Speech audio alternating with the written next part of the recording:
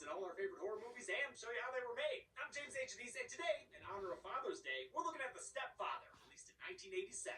The Stepfather is one of my favorite kinds of horror movies. A simple idea done well, with great mood and performances. I mean, it stars Terry O'Quinn, and any Lost fan can tell you he'll act the hell out of a role. Jerry Blake, as he's most Oh, known it's was, General man on a McBeal mission to find the perfect from family. the ones He that loves Walking waking Dead, up the one every who morning lives. in America, but the quixotic life he yearns for simply isn't possible, and without fail, he eventually snaps. Then he kills the family and tries again by starting a new life in a new location with a new identity. O'Quinn is amazing as he shifts back and forth between the face his character wears and the truly scary man he is inside. Though sometimes marketed as a slasher, The Stepfather is more of a psychological crime film. Rather than being about the kills, it focuses on the character as he tries to cover up his double life. I think that's an appropriate angle to take, considering the story is based on a real crime case that was still unsolved when they made the movie. The Stepfather is filmed in a bit of a pulpy style, with parts of it edging into hard-boiled detective noir. Just lots of dim lighting and deep shadows here. It's got a great score for Patrick Moraz, the Swiss musician who played keyboard for Yes and the Moody Blues. Wow. His music keeps the Oh, movie look at. suspenseful Oh, and yes. mysterious. They Never did the allowing you to roundabout cross for into Joe. melodrama. They did the However, roundabout they use song. abrupt cuts, sharply breaking the music when they were Jerry's psychic.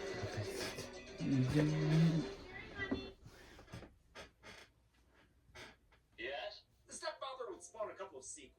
Part 2 is solid. It's more of a cliche slasher, but at least it has Terry O'Quinn return. Part 3 recasts the character, but honestly, they acknowledge it with a plastic surgery scene, and the guy they get almost sounds like O'Quinn, so it kind of works. You have no idea how important my family is to me. There's also a 2009 remake, obviously, which I'm guessing way more of you know. But fuck that. I'm trying to talk to you all about the OG, because I love this shit. Let me show you why while getting to the...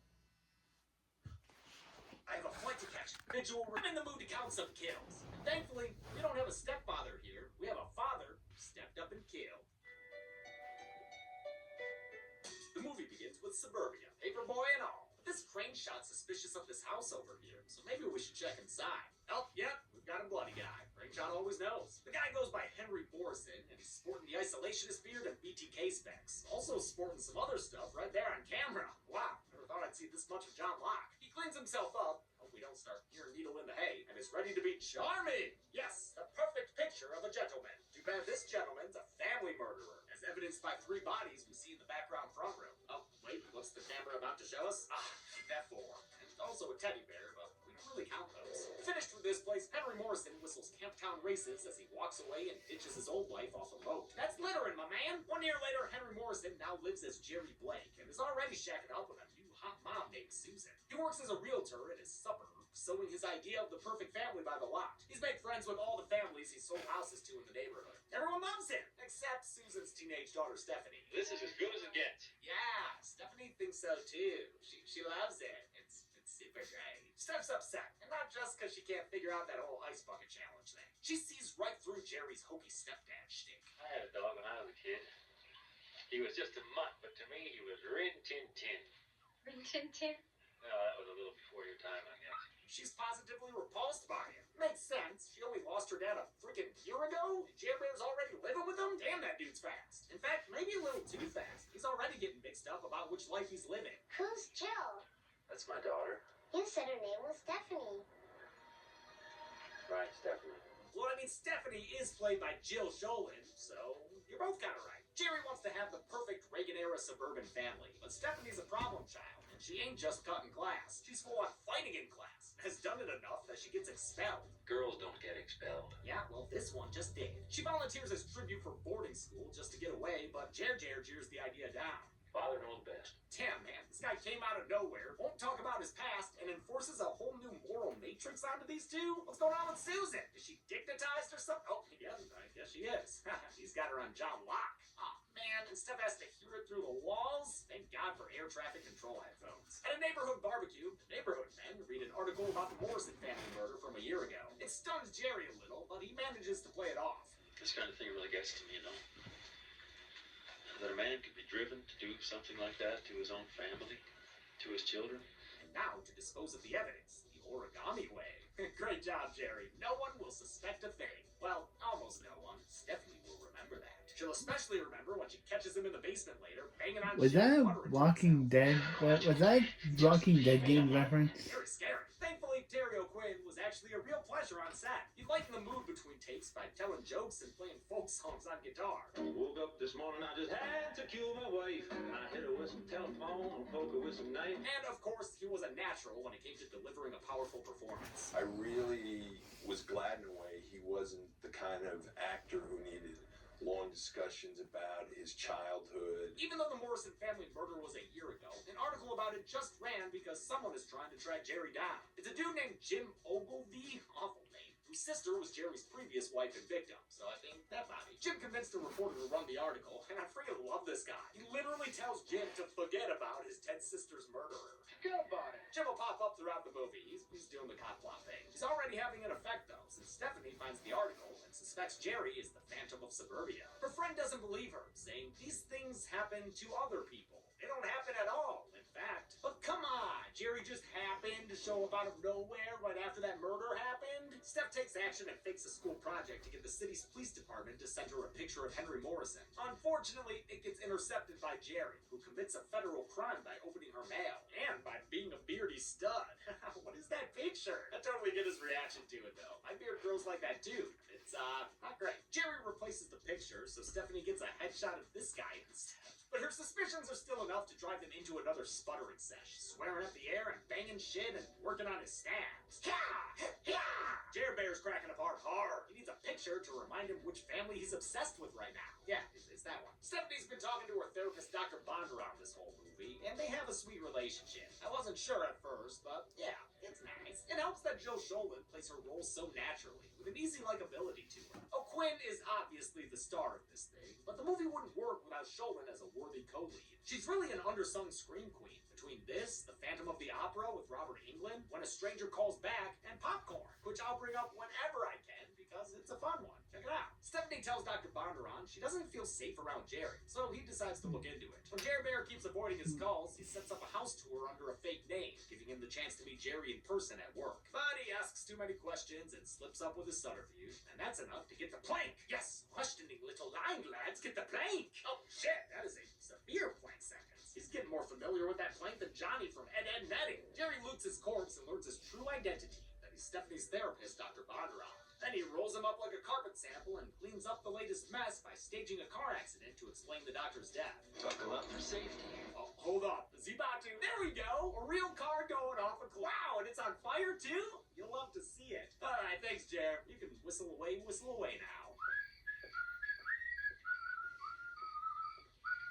The next day, he tells Stephanie her doctor died in a car accident. Sorry.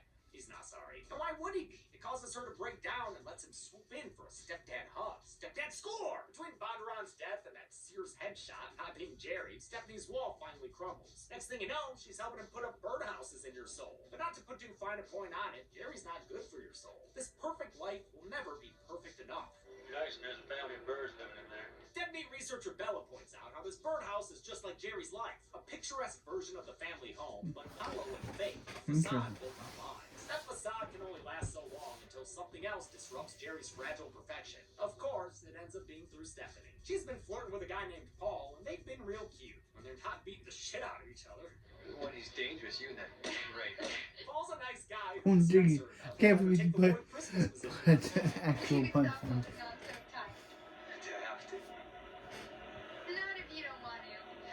They even get to lip locking, but foolishly do it right in front of the house. Aw, Paul, you're ruining Jerry's vibes. This girl is 16 years old. So am I. The blow-up resets Steph's feelings towards Jerry. She's not ready for this. She's still a child. I'm not a child. Stephanie's mom, Susan, doesn't take sides. She reprimands Jerry for being too controlling and, just slaps Steph in the face. I feel like Steph got it way worse. But Jerry's real feelings are still hurt. So much so that he decides it's go time again. He quits his job and starts rolling up a new character. And for this one, he grows a stash and ditches the hairpiece. Look at that. It's a new man. Ta-da! He takes another boat to a new location. He looks like Daryl, the serial killer from 911 Lone Star. He drives into a new town that shares his value system. Walks into an insurance place where he gets himself a job. Wait, that's it? You just got a job? Not the 80s. The Stepfather's screenplay was written by Donald E. Westlake, a prolific novelist who wrote a lot of crime fiction. Westlake developed the story alongside Carolyn Lefcourt and Brian Garfield, another novelist whose work includes Death Wish, the basis of the Charles Bronson film. They based the story on the real-life case of John List, who murdered his family in New Jersey in 1971. List had been fired from his job on Wall Street, but kept pretending to go to work while he set up a new life. He plotted everything out so carefully, the murders weren't discovered for nearly a month. His crime was still unsolved when The Stepfather was made. It wasn't until 1989, when America's Most Wanted ran a segment about John List, that he was caught and arrested. Also, I found out he was originally from Michigan and graduated from U of M, but we don't claim that asshole. No blue. Jim Ogilvy has finally tracked down where the former Henry Morrison lives. Now he's got a list of, what is that, marriages from the past year that he's crossing off to find his sister's murderer. Stephanie, too, does some snooping in Dr. Bondurant's office. She sees Jerry's name written down, tying him to Bondurant's accident and causing quite the silent, suspicious supper time. Instead of going to work, Jerry's been setting up his other life. He's already renting a house and finding his new mark. It's just you and the kids then? Yes, that will do nicely. Susan calls his work and finds out Jerry quit his job days ago because, obviously that was gonna happen. She confronts him about it when he gets home, and though he tries to play it cool, he ends up calling himself the new name he's living under. Susan catches it, and it pretty much breaks him. Wait a minute. Who am I here? She reminds him he's Jerry, but it's too late. He's ready to be done with this role. She tries to get away, but he punches her stunt double all the way down the stairs, knocking her out in her dirt basement. Jerry's getting scary with a dog and a knife, which ain't good news for Stephanie when she gets home.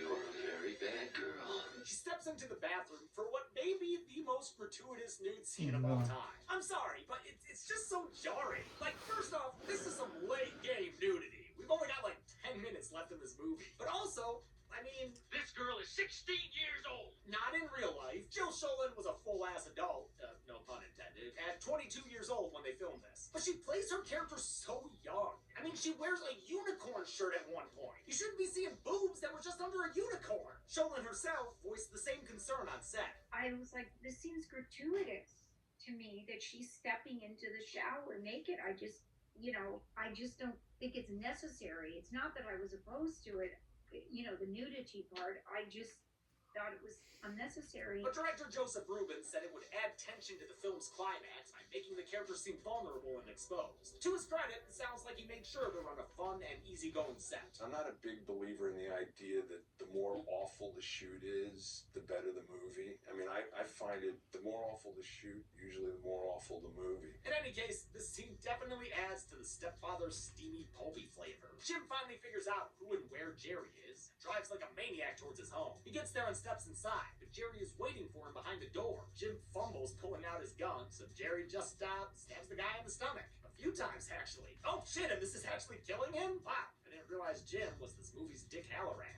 Next time, Jim. Call before you drop by. And he got one-liner, too.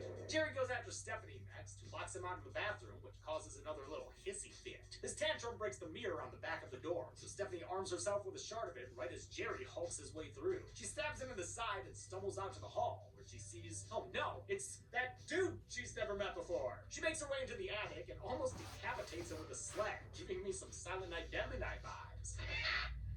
Eventually, he's almost got her when Susan shows up and shoots him in the shoulder. He tries to keep going, so she shoots him in the buttocks, and not even that stops his crawl. It takes Stephanie, the knife, and some editing tricks to stick him right in the chest with the blade. He tumbles backwards into a banister and seemingly dies right there. But we live in the future where a sequel exists, so we know not to put him on the couch. Still, he's vanquished for now, and the movie ends with Stephanie evicting an innocent bird family from their property. Where will the birds live, Steph? How many bodies did we count in Lisa Frankenstein? Wait a minute. What am I counting here? They're gonna tell me how to count kills? They're gonna tell me what to count, what doesn't count? Oh, we saw our mom in the background. No, you didn't. No, you didn't. The offspring kills. No one tells me what to count. I'm the man. I'm the kill daddy. You don't tell me what to do with it. The stepfather. Counting the stepfather.